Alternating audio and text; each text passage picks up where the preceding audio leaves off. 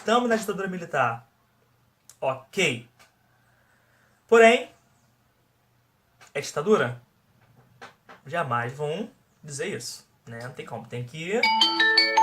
Barulho chato de novo. Tem que, de alguma forma, falar que não é ditadura. Não, não é. Não é. Não é, não. Bom? O regime instaurado jamais se assumiu como ditadura. No máximo, como democracia relativa. Sempre se preocupou em manter uma fachada democrática. O Congresso funcionou durante quase todo o período. Apesar das cassações de mandatos parlamentares em momento de crise, da imposição de bipartidarismo no final de 1965, e de ser fechado de tempos em tempos, além de outros constrangimentos. Havia julgamento legal de prisioneiros políticos, embora na justiça militar e sob leis duras, sem contar perseguições a oposicionistas, torturas e mortes à margem da lei e do próprio regime. Os militares governaram sob a vigência de uma Constituição, mesmo com os limites daquela de 1967, reformada estruturalmente em 1969, em sentido ainda mais autoritário. O governo não hesitou em prender, torturar, matar e exilar seus adversários, especialmente aqueles ligados a organizações clandestinas, armados ou não. Aí tem aquelas histórias barra fatos da opressão, né, golpista, né, torturas, pessoas que sumiram e até hoje não apareceram, são fatos, ok? Mas tem os grupos de esquerda tentando sobreviver, e aqui eu não vou colocar julgamentos, ok? Como eu já disse lá no início do vídeo, há 1000 anos atrás. Há 1000 anos, não é atrás, se é atrás, se é 1000 anos, ok? Tem os grupos de esquerda tentando sobreviver, como Ação Popular, PCdoB, por aí vai. Ok? Só é ler o artigo que eu vou colocar aqui embaixo, o texto que eu vou colocar aqui embaixo. Tem os grupos de esquerda tentando sobreviver. Temos a instituição do AI2, Ato Institucional 2, número 2.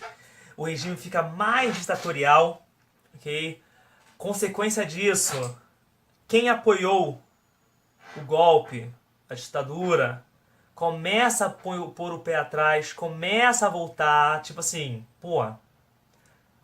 Assim, temos dois viés para interpretar isso aí, ok? O recuo de quem apoiou. Vamos lá, olha o tópico. O recuo de quem apoiou. Agora, por que ele recuou? Porque ele... Vamos lá. Ele recuou porque, não foi daquela forma que ele queria o regime militar, a intervenção militar. Ou 2, porque apesar de ele concordar com aquilo,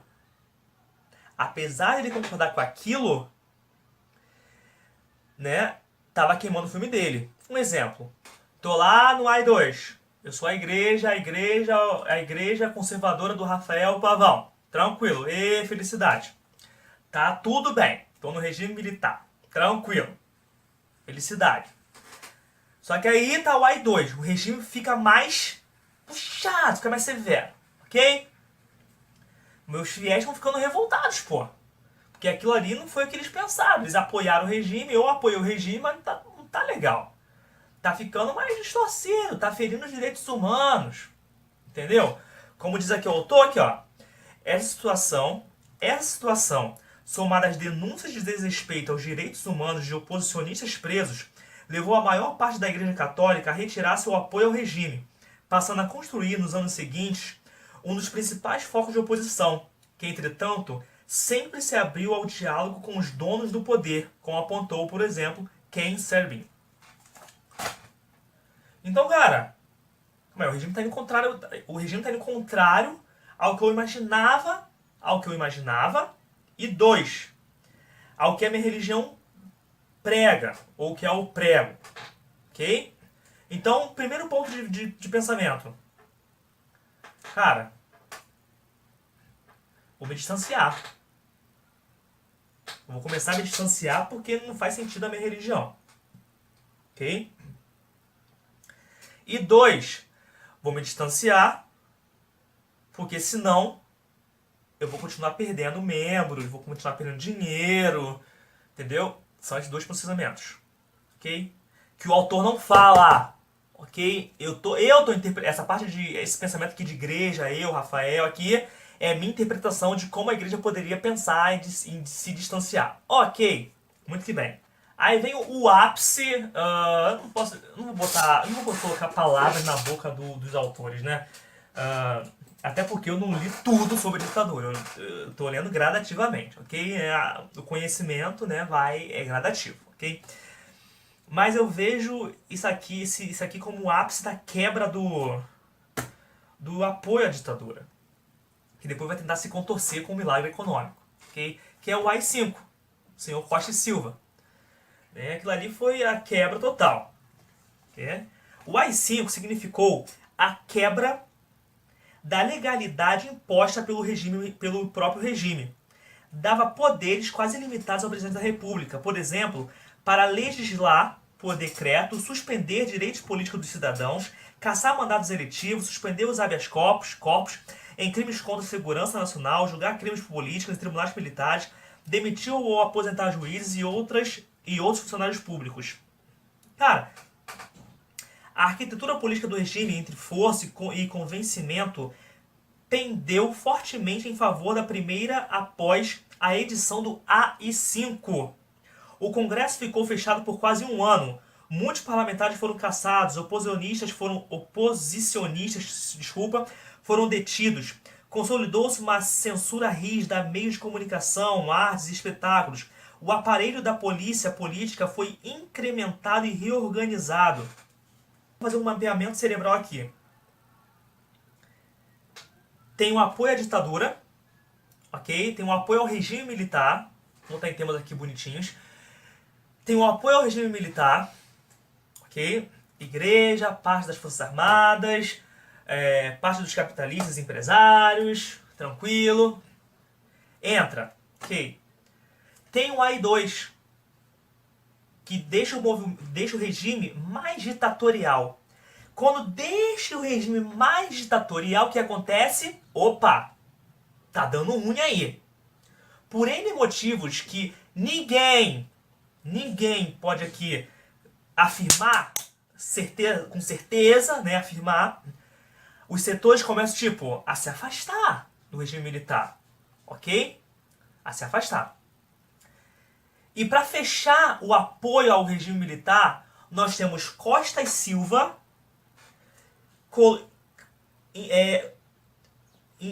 estipulando, não é o verbo certo, mas tudo bem, foi o que veio claramente, o ato institucional número 5. Meu amigo, acabou. É o recuo, entre aspas, total de quem apoiou o regime militar. É o AI-5. Acabou. Ok? AI-5, Costa e Silva, meu amigo, regime militar tá manchado. Porque após o AI-5 e também tudo que começa bonitinho, né? Você vai entender isso. Você vai ver os governos, aí tudo começa bonitinho, aí dá ruim. Plano Real começou bonito, deu ruim. Lula era o herói nacional, deu ruim. Né? Sempre dá... Ai, que droga, eu queria... Ai, que droga, não vou dar opinião, porque esse vídeo não é pra dar opinião. Não é, só pra dar fatos. Fatos não, né? Estudos, né? De acordo com o que eu mostrei aqui no início do vídeo. Mas o regime militar tava manchado, ok? AI-2, AI-5, Costa e Silva, tava manchado. Tava manchado e tava precisando, assim, o regime precisava mostrar uma busca de legitimidade para o povo voltar a gostar, vou colocar em termos bem bobocas, ok? Para o povo voltar a gostar do regime militar, ok? Como o autor fala, era a busca da legitimidade do regime militar. A busca da legitimidade. Tipo, por que esse regime vale a pena continuar? Entendeu? Por que vale a pena? E aqui ele cita as palavras. Ai, cadeira chata. Modernização. Vamos lá. Foca nessas palavras. Modernização. Eleição. E quem? Médici. Ok? Vamos lá.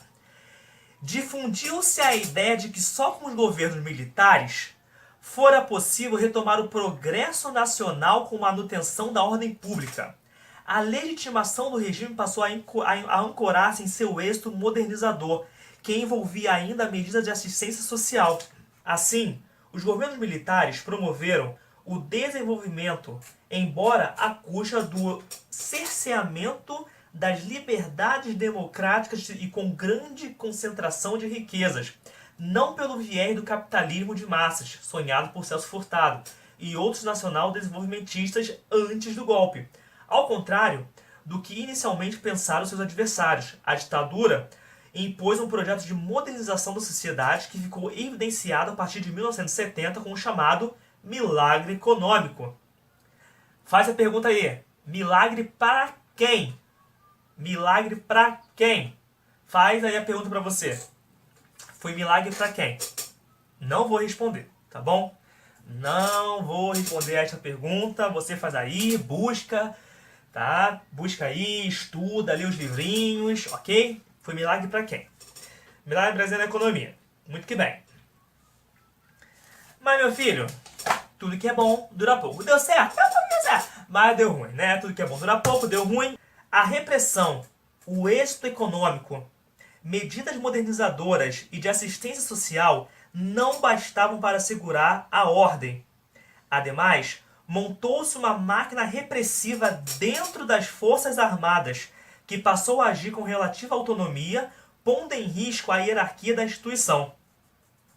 Então, sim.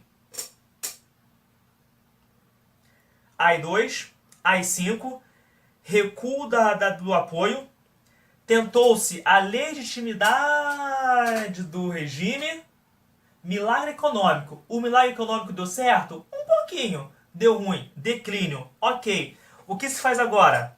Tem uma crise econômica. O que se faz agora? Uma volta à democracia, é a tese de uma democracia, uma transição, ok? Uma transição lenta, gradual e segura. Ai, meu Deus. Ai, meu Deus. Quando eu penso nessa democracia que nós vivemos hoje, não dá. Não dá, não. Não dá.